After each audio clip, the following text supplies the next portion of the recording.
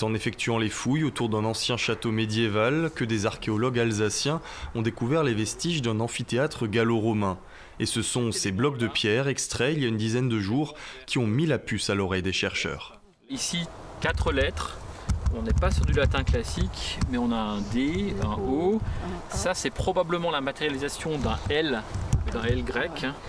Et quand on prend les mesures entre la ponctuation, on a ce qu'on évalue généralement comme étant la place canonique dans un édifice de spectacle. Aujourd'hui, il ne reste quasiment rien de cet amphithéâtre, car les matériaux antiques ont été réutilisés au fil des siècles pour construire châteaux et fermes.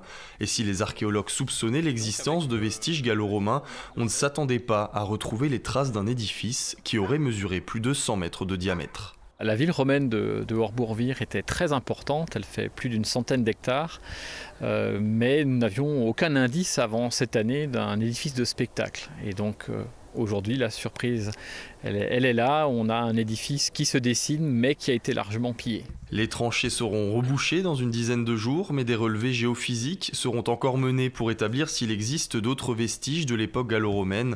En Alsace, il existe moins de 3 sites ayant abrité un amphithéâtre de ce type.